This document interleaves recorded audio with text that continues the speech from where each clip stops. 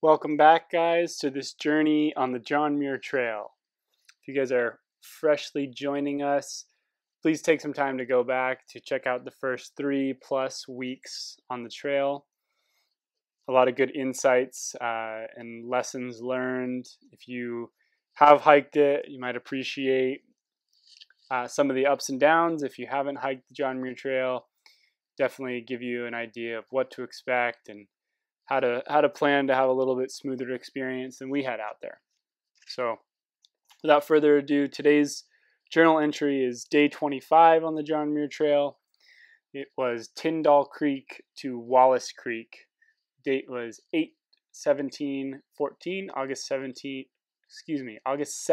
2014. It was approximately a 4.5-mile day. My journal reads, "It's been a mellow day thus far, having a very small amount of mileage to do thanks to our earlier efforts. We only have 7.8 miles tomorrow in preparation for our ascent of Mount Whitney on the 9th. The days are flying by, but in the moment there is so much to appreciate about being out here. Yes, I'm very excited about getting home, but the simplicity of backpacking and the lifestyle it entails is captivating. Has this trip been exceptionally simple and carefree? No. It's been a grind physically at times. It's been emotionally charged at times. It's been very interesting and slightly exhausting from a psychological perspective at times. I think the need for simplicity is one of my greatest motivations for backpacking and exploring nature. I can forget the responsibilities of quote-unquote reality for a while. I can find clarity on issues that have been troubling me for an extended time. I can unplug from social media and other technologies that can be all-consuming. I can live without so many of the comforts of home, but not forever. I can live within my means. Is it true that the more excessive comforts we enjoy, the less you find enjoyment in the small quirks and irregular idiosyncrasies of life? I don't know if I truly feel more or less connected with nature as a result of this trip. I feel that my longings for home are a slap in the face to this wonderful and beautiful natural world that I've been allowed to enjoy for the last 25 days. I feel like I should not be so eager to return home, but I am. There are no doubt more lessons to be learned in the final 3 days, but in many ways, I feel like this trip has already served a significant educational purpose for me. One of the most important lessons for future trips: be careful whom you bring along and make sure that you can trust whomever you do bring.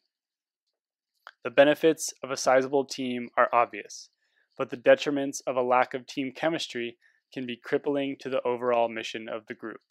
We've seen it happen, and there are so many variables out here already. You don't want a team member that continually throws a wrench after wrench into the team's equation. You don't want somebody that's unpredictable. You have to surround yourself with people you can trust, people you know, and people that understand the value of a team and what it takes to achieve a team goal. Ain't no I in team. Editor's note. But there is an I in time, and that, it seems to me, is one of the only resources we can exercise significant control over. We always have a choice of how to use our time, and while I was critical of our team member's decision to go off on his own at that time, I see no issue with it now. In fact, from his perspective, it might be one of the best decisions he made throughout the journey. No one else in our group can say that they summited Mount Whitney twice in 2 days.